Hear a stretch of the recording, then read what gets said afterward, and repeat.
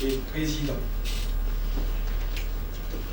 du comité de pilotage du projet PERS a voulu bien présider cette réunion de travail. La deuxième, pour la validation du plan de travail, budget annuel du projet PERS. Sans plus tarder, excellence, avec votre question, voici comment c'est présente. Il y aura votre nom, ouverture et donner des orientations de cette réunion et par après les travaux de ces séances.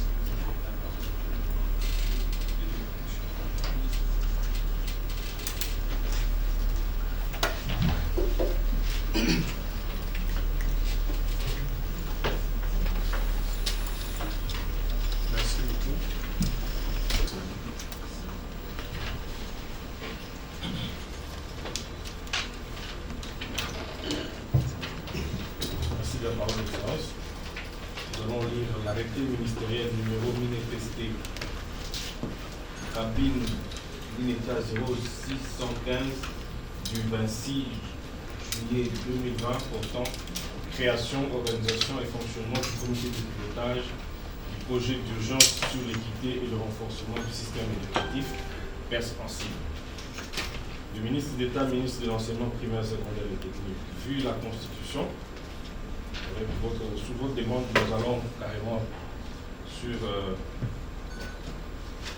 l'article 1er, article 1er de la création. Il est créé au sein du ministère de l'enseignement primaire, secondaire et technique un comité de pilotage du projet d'urgence sur l'équité et le renforcement du système éducatif PERS. Article 2 relatif aux missions. Le comité de pilotage a pour mission de assurer la supervision globale du projet d'urgence sur l'équité et le renforcement du système éducatif, approuver les plans annuels de travail, budget et rapports d'activité du projet, fixer les orientations stratégiques et veiller à la coordination des actions des différents ministères impliqués pour la réalisation des objectifs du développement du projet. Le coordonnateur, professeur Valère, pour les prévisions de décaissement et risques d'en attendre des résultats. Bien voulu avoir des éclaircissements là-dessus parce que le ministre des Finances m'a posé toutes les questions sur le prochain financement attendu. Je souhaiterais que vous soyez méthodique.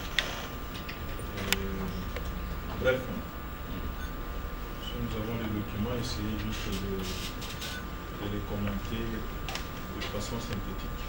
D'une manière bicéphale, il y a une partie qu'on appelle le budget budgétaire et une autre partie, c'est le renforcement du système.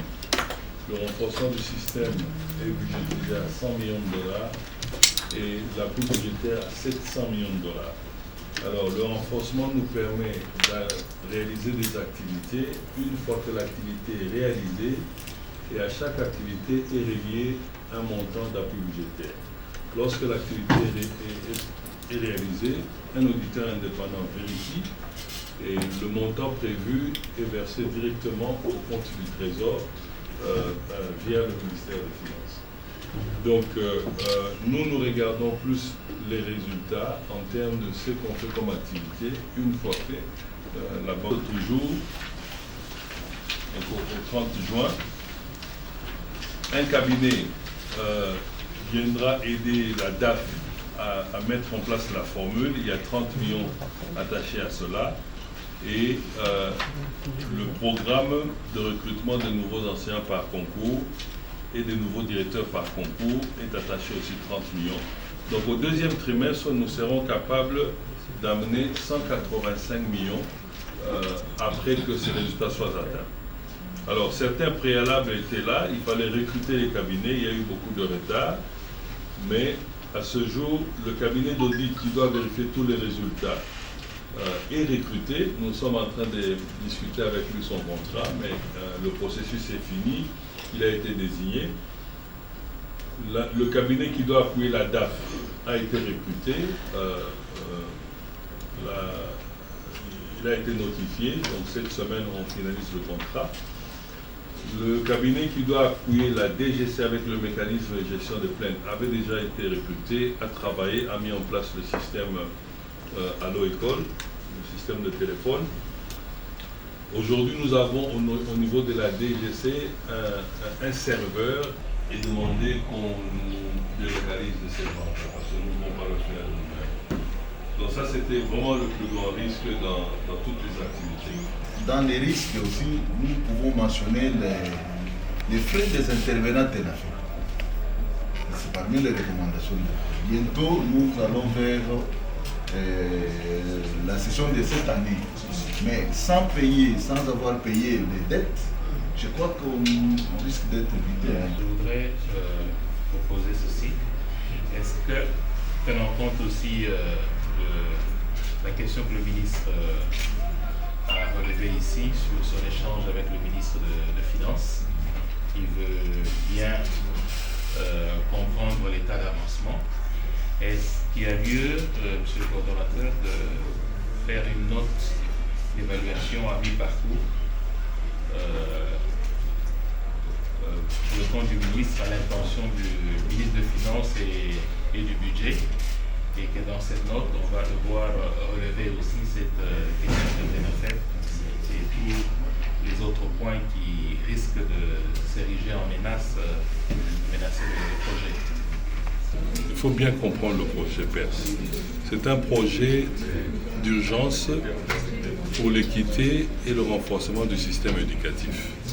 Le gouvernement, avec la Banque mondiale, se sont mis d'accord pour monter ce projet afin que la Banque mondiale puisse appuyer directement la mise en œuvre de la gratuité. Donc c'est un projet qui tient directement à cœur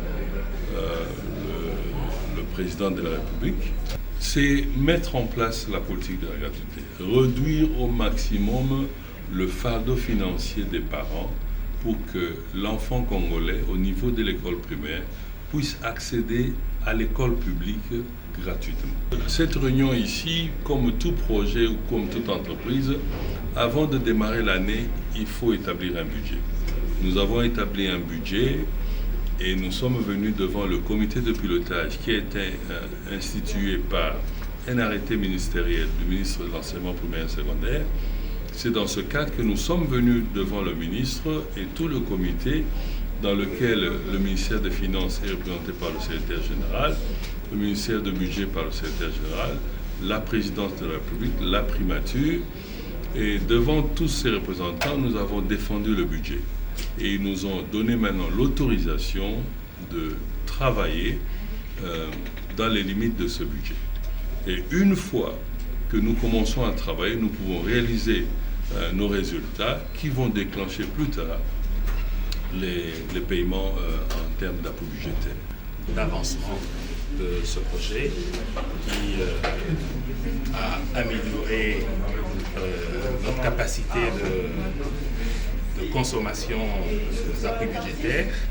Nous avons également évalué les résultats et aussi le risque qui se présente afin que nous ne rations pas les résultats attendus en ce qui concerne le renforcement du système d'enseignement dans notre pays, conformément au programme du gouvernement et à la vision du président de la République qui tient absolument à la gratuité de l'enseignement.